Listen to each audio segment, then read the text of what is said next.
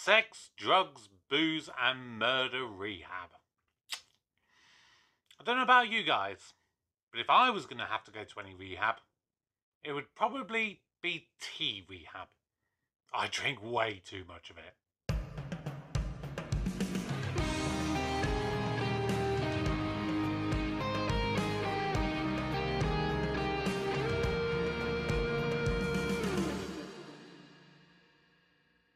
Hello everybody, welcome back to the channel. My name is Kevin, I am a geek, you are watching Kevin the Geek, and it is time once again for Torchwood Tuesdays. First of all, I need to give a little bit of an apology. I mentioned in last week's Doctor Who review video that I did for the end of Series 2. Basically, I was rejigging how I was going to do things. And so the plan was for Torchwood Tuesdays to become Torchwood Thursday for the brief week. But unfortunately, things got in the way of that a little bit. So ultimately, this week is going to be a double Torchwood week. I'm going to have Torchwood Tuesdays, which will be today. Then we're going to have Doctor Who Wednesday, which will be tomorrow, which will be the Christmas review of The Voyage of the Damned.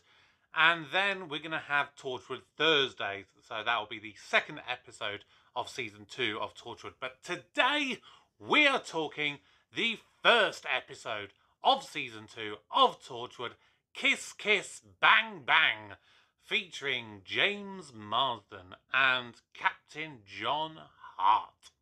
Now, I wouldn't really say I know of James Marsters that well. I mean, I know kind of generally of him.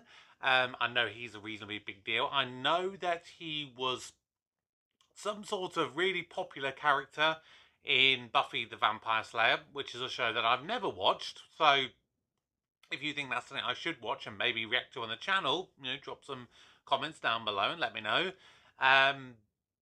But the one thing I do definitely remember seeing him in was the movie that should never really ever be spoken about ever again, and that was Dragon Ball Evolution, a live action version of the anime Dragon Ball Z, a kind of anime that I was a really big fan of as a kid. And so when I heard they were making a live action version of that, I was like, yes, brilliant.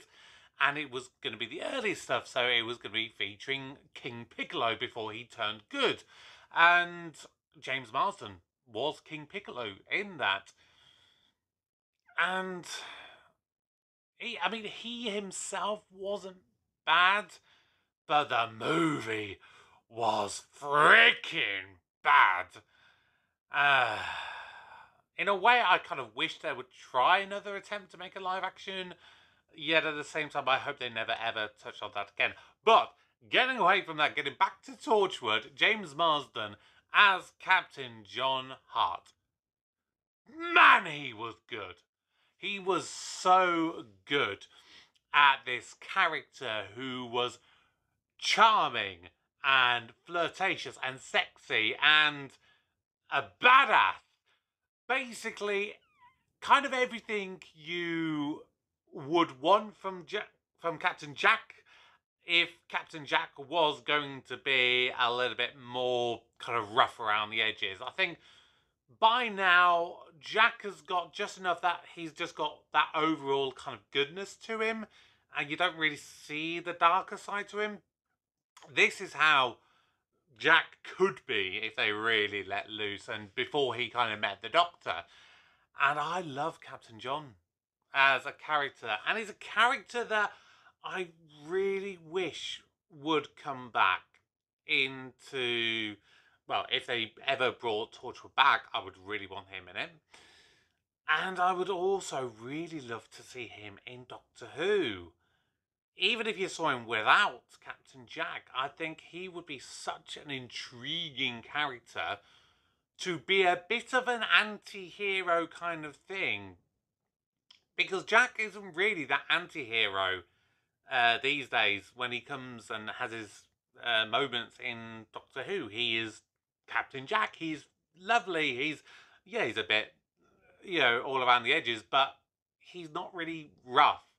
And yeah, I would love to see Captain John play off against the Doctor. It would be really, really interesting. If you like that idea, again, drop a comment down below.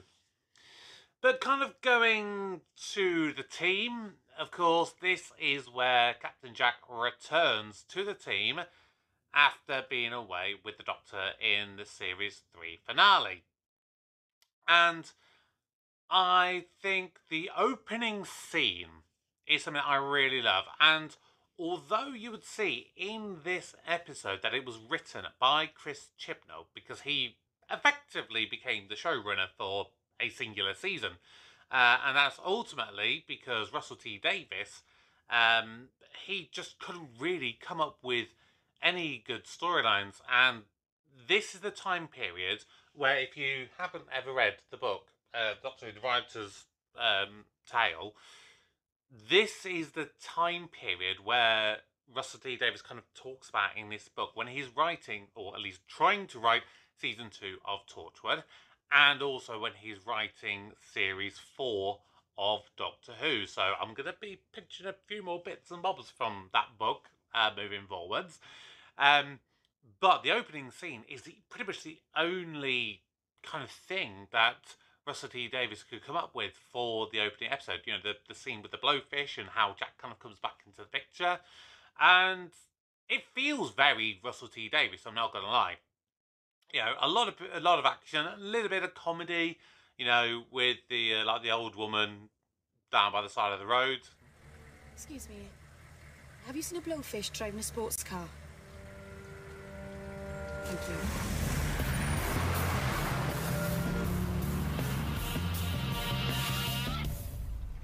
Bloody Torchwood. And it was an interesting dynamic for the team because, of course, Jack has been off from the team's perspective, because obviously they technically don't know about the year that never was. They have been without Jack for realistically probably a couple of months, and they've really had to learn how to cope without Jack, because Jack has basically been the rock and the stability for Torchwood for a good 100-odd years, which we of course learn later on in this series. So this would be the first time realistically that Jack's not been around, and particularly for these characters, because they were all recruited by Jack, which again we learn later down the line. So they don't know anything different. And I really like how they come into their own. Yanto is clearly becoming a bigger member of the team, which I really like, because I feel he was sidelined way too much in season 1. Owen, I think you give enough of a sense to still see a little bit of the old Owen, but he is kind of, becoming a little bit more rounded character. Tosh, she's obviously having to become more confident. And Gwen has, in effect, become the de facto leader, which I find interesting, considering how Owen and Yanto had this sort of power struggle in the episode Captain Jack Harkness. Because in their minds, they were the two that were trying to battle and who was going to take command whilst Jack was technically away and stuck in the past. So I find it interesting that Gwen did become the de facto leader. But I think it makes sense, because she's the kind of one who knows Jack the most and has probably had to deal with the most in the shortest amount of time. Now, the episode as a whole, it was fun. It was really, really fun. It didn't really go into a load of really deep stuff. That is being left for later down the line. For this episode, it just needed to A, set up Captain John, because they'll be bringing him back later down the line. And they needed to deal with showing how the team cope without Jack, and how he is still actually an integral part of their lives. But the one thing I bloody hated is the whole sexual chemistry thing between Gwen and Jack. And I've mentioned this in a previous episode that I don't like the way that they've been kind of dealing with this. And if I remember correctly, obviously I'm going to be rewatching all of these as part of doing my reviews.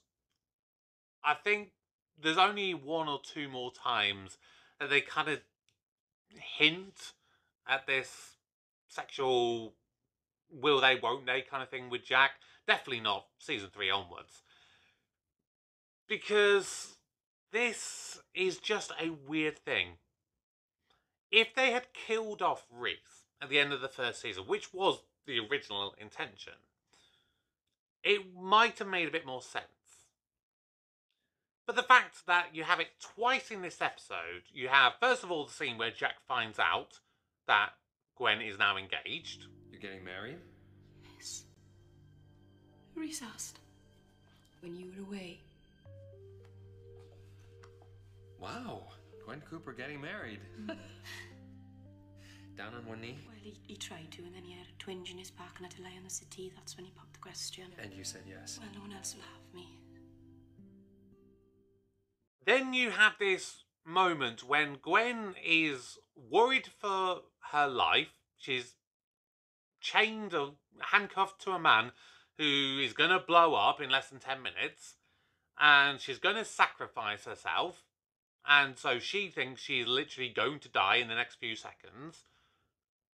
She doesn't think of her fiancé as her kind of final thoughts and wanted to give a final message to the team to pass on. No, she talks about Jack. Tell Jack. Tell Jack out.